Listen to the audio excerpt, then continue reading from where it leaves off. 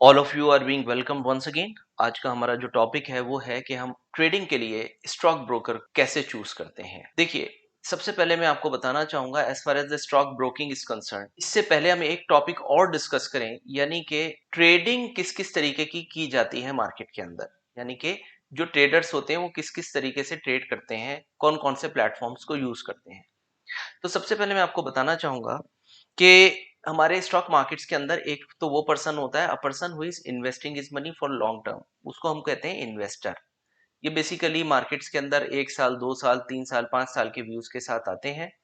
Okay, तो एक तो ये कैटेगरी हो गई। दूसरी कैटेगरी आती है जी हमारी ट्रेडर्स की, शॉर्ट टर्म ट्रेडर्स, यानी कि जो बेसिकली आज लिया और 3 दिन 4 दिन 5 दिन रखा, 15 दिन माल रखा और फिर बेच दिया। कैश मार्केट सेगमेंट की ये बात हो रही है। ओके, तो ये हो गए हमारे शॉर्ट टर्म ट्रेडर्स जो कि 1 से 15 दिन के अंदर अपनी पोजीशंस को नॉर्मली अनवाइंड करते हैं।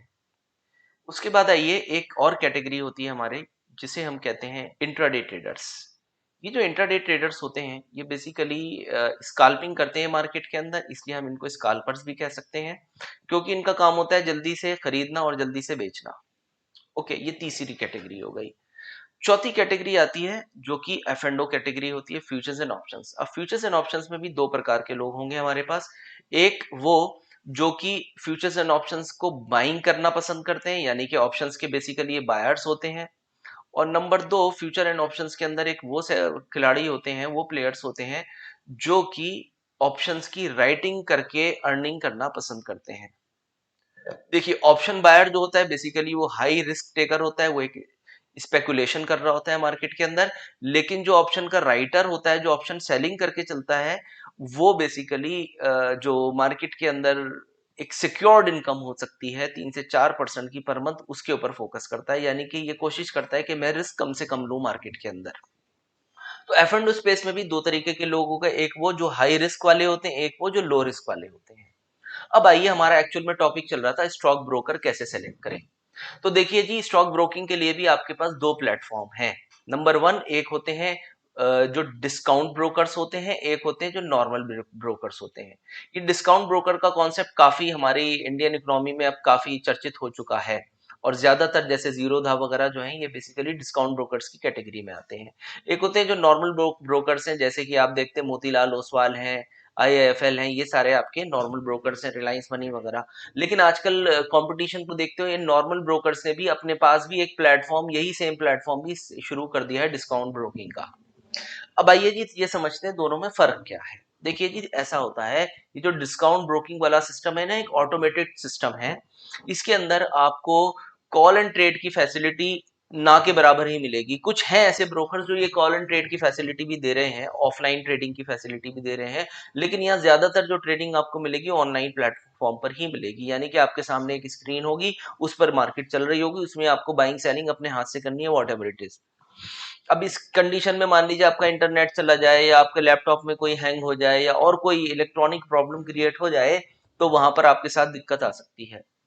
तो ये डिस्काउंट ब्रोकर्स के जो भी मतलब डिसएडवांटेजेस फैक्टर्स है वो आपके सामने रख दिए। एडवांटेज तो सबसे बड़ा ये है कि भाई ऑब्वियस सी बात है, आपको यहाँ ब्रोकिंग जो है वो सबसे कम लगेगी।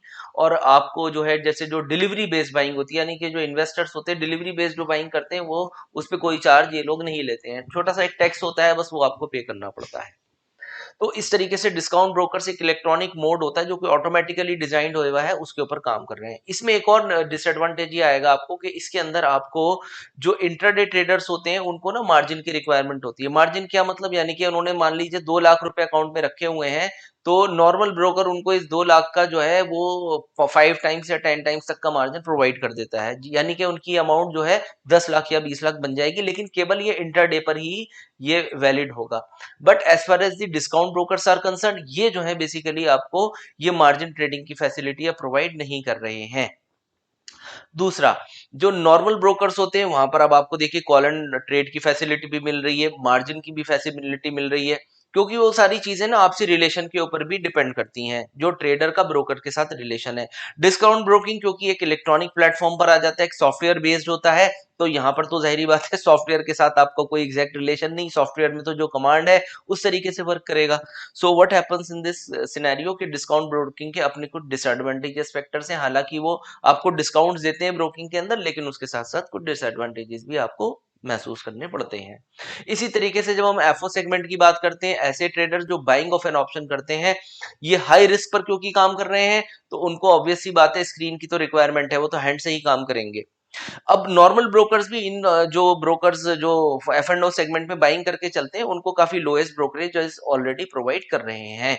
और क्योंकि अगर मान लीजिए इनके इलेक्ट्रॉनिक फॉर्म में अंदर कोई दिक्कत अगर आ जाती है लैपटॉप वगैरह में, तो हाई रिस्क पर हैं ये लोग खड़े हुए, तो इनको कॉल एंड ट्रेड की फैसिलिटी बहुत ज्यादा रिक्वायर्ड होती है।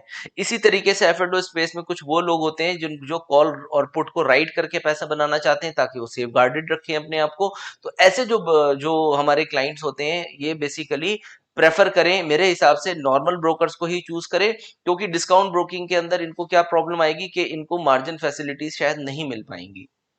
तो इस तरीके से आपने देखा मेरा जो ज्यादा फोकस रहा वो नॉर्मल ब्रोकिंग्स पर ही रहा, रादर देन के डिस्काउंट ब्रोकर्स पर, क्योंकि मैंने उनके जो डिसएडवांटेजेस फैक्टर है वो यहाँ ये तो है कि आपको पैसे कम शायद लगेंगे, लेकिन आपको फैसिलिटीज भी उस हिसाब से कम होती चली जाएंगी। तो इस चीज को ख्याल में रख करके ही आप अपने स्टॉक ब्रोकर को चूज करें।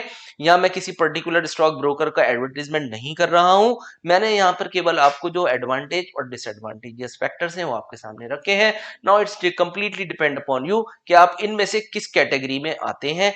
अगर आप इन्वेस्टर्स या ट्रेडर्स की कैटेगरी में आते हैं तो आप डिस्काउंट ब्रोकिंग भी यूज कर सकते हैं, लेकिन अगर आप intraday F and O space में वर्क करना चाहते हैं तो मेरे हिसाब से आप नॉर्मल ब्रोकर्स को ही चूज करें।